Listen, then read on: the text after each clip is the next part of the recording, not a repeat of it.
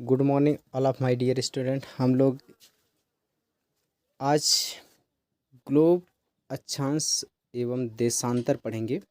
यह video teachers के लिए बहुत ज़्यादा इम्पोर्टेंट है जो लोग टीचर की तैयारी करते हैं, जैसे UP TET, TET, C TET और बाकी सभी टीचर एग्ज़ाम में।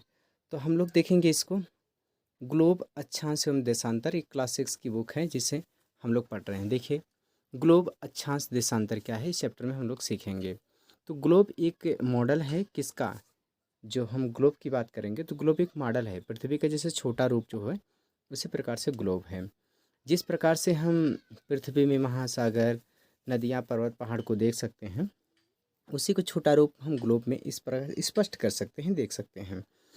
तो हम लोग इसमें ग्लोब के में चीज़ों को, सभी चीज़ों को क्या करेंगे, सीखना, सीखने में बहुत आसान बना देता है। तो ग्लोब एक प्रकार का मॉडल है किसका, पृथ्वी का। पृथ्वी गोल है और पूरी तरह से गोल नहीं है, वो ध्रुवों पर हल्का से क्या है, चपटी है और बीच में क्या है, उभार है। तो अब हम इन्हीं को अगर इसमें हम देखें तो पृथ्वी ग्लोब पर स्थान का निर्धारण, यदि हम पृथ्वी ग्लोब में देखें और ग्लोब में हम लोग स्थान का निर्धारण अगर करना चाहें तो देखिए, किसी भी स्थान का निर्धारण करने के लिए हम लोग, पर्वत हो, पहाड़ हो, सभी चीज़ें हों, तो पृथ्वी पर किसी चीज़ का, किसी का निर्धारण करने के लिए हम लोग क्या सोचते हैं। देखिए, इसमें ये बात लिखी गई है, क्या लिखा गया है, कहा गया है कि जब हम पृथ्वी पर किसी स्थान का निर्धारण करते हैं तो उसके आसपास की किसी प्रसिद्ध प्रसिद्ध पर्वत, नदी, समुद्र आदि के सापेक्ष बात करते हैं, तो उससे हम लोग सापेक्ष स्थिति कहते हैं। जैसे श्रीलंका जो है, भारत में आप श्रीलंका देखेंगे तो यहाँ श्रीलंका नीचे है और ये दक्षिण वाला इलाका है, तो भारत से दक्षिण की दिशा में श्रीलंका स्थित है। तो जब हम पृथ्वी की किसी निर्धारण की, किसी प्रसिद्ध पर्वत, पहाड़, समुद्र आदि के बारे में जानकारी प्राप्त करना चाहते हैं तो उसमें दो बातों का विशेष रूप से ज़रूरत पड़ेगी। एक वास्तविक स्थिति कहते हैं और उसमें दो चीज़ों की ज़रूरत पड़ेगी। कौन कौन सा, एक आपको अक्षांश, दूसरा कौन सा, देशांतर। तो अक्षांश और देशांतर की ज़रूरत पड़ेगी, उन्हीं चीज़ों को हम लोग देखेंगे। देखिएगा, इस पृथ्वी में अगर आप देखेंगे भूमध्य रेखा है, उधर भूमध्य रेखा के जो ऊपर वाला पार्ट है उत्तर की दिशा में, उसे उत्तरी ध्रुव और नीचे के पार्ट को दक्षिणी ध्रुव कहते हैं। चलिए आगे की बात करें। इसमें क्या है कि अक्षांश को सीखेंगे। अक्षांश किसे कहते हैं, अक्षांश एक काल्पनिक रेखा होती है और यह उत्तरी ध्रुव और दक्षिणी ध्रुव से होकर के जाती है। आप देखेंगे इसमें कि अक्षांश क्या है, बिंदु की, यहाँ से सुनिएगा, किसी स्थान या बिंदु की भूमध्य रेखा, किसी स्थान या बिंदु की भूमध्य रेखा जो है उसकी क्या है, किसी स्थान या बिंदु की भूमध्य रेखा से दक्षिण या उत्तर या दक्षिणी की कोणीय दूरी को क्या बोलते हैं, अक्षांश कहते हैं। मतलब किसी स्थान या बिंदु की, कौनो स्थान या बिंदु की उत्तरी या दक्षिणी ध्रुव से कोणीय दूरी को क्या बोलते हैं, अक्षांश कहते हैं। इसे भूमध्य रेखा के ध्रुवों की ओर अंश में मापा जाता है। भूमध्य रेखा के ध्रुव अक्ष की पृथ्वी के चारों ओर की स्थित सभी वृत्त को अक्षांश वृत्त कहते हैं। अक्षांश वृत्त आप देख पा रहे होंगे यहाँ पर, ये वाला, ये, इसे अक्षांश वृत्त कहते हैं हम, ठीक है। और ये जो आपको दिखाई दे रहा है ऐसा ऐसा, सीधा सीधा, ऐसा ऐसा दिख रहा है ना, कि ये जो अगर आप देखेंगे तो ये एक दूसरे के समांतर होती हैं। ये समांतर रेखाएं भी कहते हैं इसे, अक्षांश को समांतर रेखाएं कहते हैं। चलिए ठीक है, आगे देखिए, बहुत अच्छी बातें निकल के आएगी। कौन कौन सी बातें इसमें अक्षांश में लेकर के जो क्वेश्चन एग्जाम में पूछे जाते हैं वह इस प्रकार से होंगे। पहला क्या है कि भूमध्य रेखा को शून्य अंश अक्षांश माना जाता है, क्योंकि भूमध्य रेखा से दोनों तरफ ध्रुवों की कोणीय दूरी पृथ्वी के चारों ओर के वृत्त का एक चौथाई होता है। अतः इसका माप 360 या एक चौथाई अर्थात कितना होता है, 90 अंश होता है। उत्तरी ध्रुव दक्षिणी ध्रुवों की जो दूरी है उसे अक्षांश को 90 अंश से दर्शाते हैं। इसी प्रकार भूमध्य रेखा को उत्तरी से दक्षिणी अक्षांश के दक्षिण के सभी अक्षांशों के दक्षिणी अक्षांश और उत्तर के सभी अक्षांशों को उत्तरी अक्षांश कहते हैं। भूमध्य रेखा सबसे बड़ा अक्षांश होता है जिसकी लंबाई 40,076 किलोमीटर है, जबकि ध्रुवों पर ये रेखाएं बिंदु मात्र की होती हैं, अर्थात 90 अंश उत्तरी अक्षांश और अब हम देशांतर रेखा की बात करें, क्या कहें देशांतर रेखा में? दोनों ध्रुवों को मिलाने वाली रेखा को देशांतर रेखा कहते हैं। दोनों ध्रुवों को मिलाने वाली रेखा को देशांतर रेखा कहते हैं। अब देशांतर रेखा की बात करें, देखिए ध्यान से, देशांतर, यह ध्रुव है आपका, ये ध्रुव और एक ध्रुव ये है, और ये आपका उत्तरी ध्रुव है, ये आपका दक्षिणी ध्रुव है। दोनों ध्रुवों को मिलाने वाली रेखा को क्या बोलते हैं? दोनों ध्रुवों को मिलाने वाली रेखा को क्या बोलते हैं? देशांतर रेखाएं कहते हैं। देशांतर रेखाएं एक बराबर नहीं होती हैं। यहाँ पर इनके बीच की दूरी क्या हो जाएगी? ध्रुवों पर इनके बीच की दूरी शून्य हो जाती है, जबकि बीच में क्या होता है? सबसे अधिक होता है। तो अगर हम इनकी बात करें, इसमें सबको बात को समझें, तो अक्षांश वृत्तों के विपरीत सभी देशांतर रेखाओं की लंबाई समान होती है। अक्षांश वृत्तों के विपरीत सभी देशांतर रेखाओं की लंबाई समान होती है। अब समान बराबर होती है। अतः देशांतर रेखाओं की गणना में कठिनाई थी, इसलिए सभी देशों के सर्वसम्मति के निर्णय लिया गया लंदन के निकट ग्रीनविच नामक स्थान पर। ये आप बात समझिए ध्यान से, क्या है? किसी बिंदु के स्थान के चारों अधिकतम 360 अंश का कोण बन सकता है। अर्थात यदि एक अंश के अंतराल पर देशांतर रेखाएं खींचा जाए तो ग्लोब में 360 देशांतर रेखाएं होती हैं।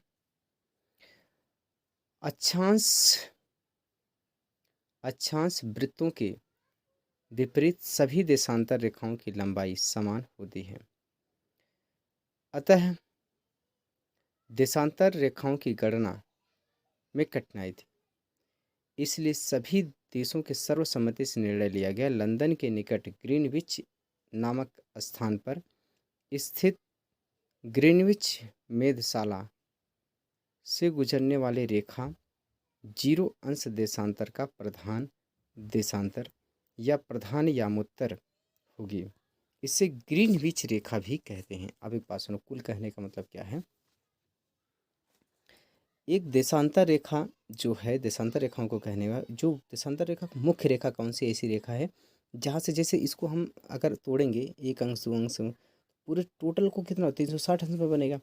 लेकिन इस 360 अंश को हम 0 अंश कहाँ से मानना शुरू करेंगे?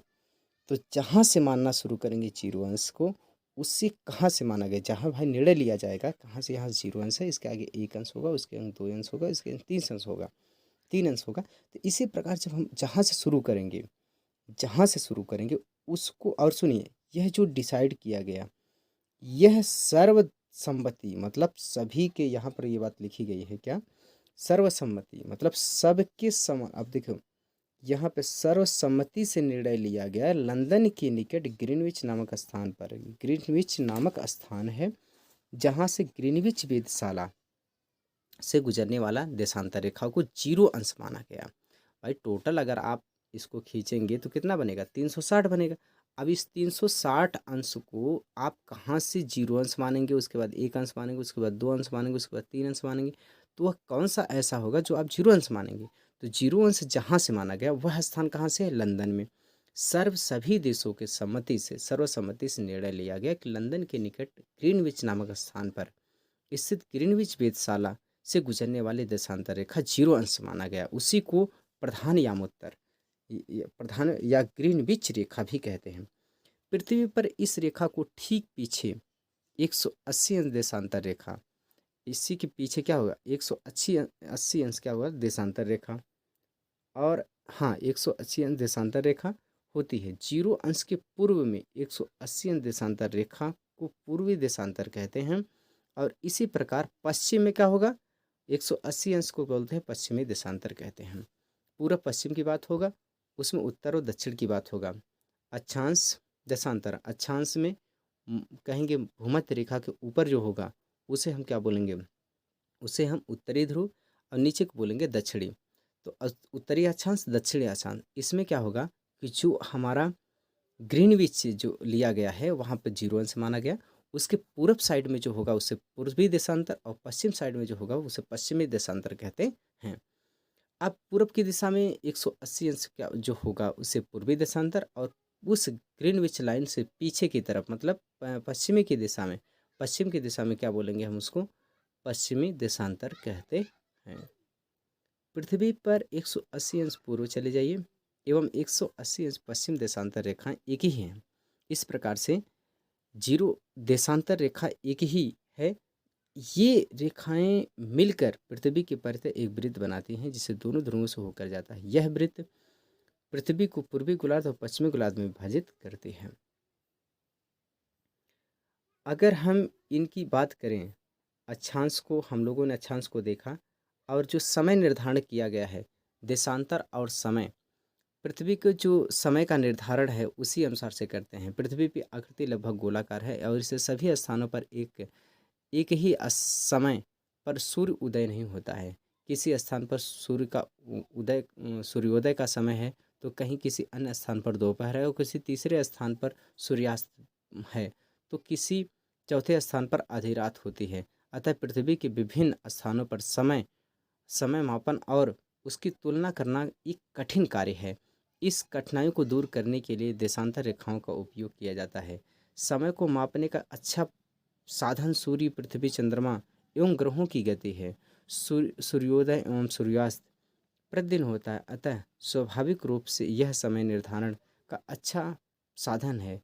समय का अनुमान सूर्य द्वारा बनने वाले परछाई के आधार पर किया जाता है। यह दोपहर, मध्याह्न से सबसे छोटी तथा सूर्योदय में सूर्यास्त के समय सबसे लंबी होती है। किसी यामोत्तर देशांतर पर जब सूर्य आकाश में सबसे अधिक ऊंचाई पर होता है तो उस समय 12 बजते हैं और इस समय वहाँ का स्थानिक मानक लोकल राष्ट्रीय तिथि रेखा। अंतर्राष्ट्रीय तिथि रेखा क्या होता है? जैसे अंतर्राष्ट्रीय तिथि रेखा क्या है इसके बारे में देखेंगे कि आपको मालूम है कि पृथ्वी लगभग गोल है, अतः प्रत्येक स्थान पर पूर्व से पश्चिम की ओर दिशा में यात्रा करते पहुंचा जा सकता है। ग्लोब पर 180 अंश पूर्व व पश्चिम देशांतर रेखा एक ही रेखा होती है। अतः 0 अंश देशांतर से 180 अंश पूर्व की ओर चलने पर 180 गुणे क्या हो जाएगा 4, मतलब 720 मिनट, मतलब 12 घंटे। और फिर उससे क्या होगा, 12 घंटे का समय बढ़ जाता है।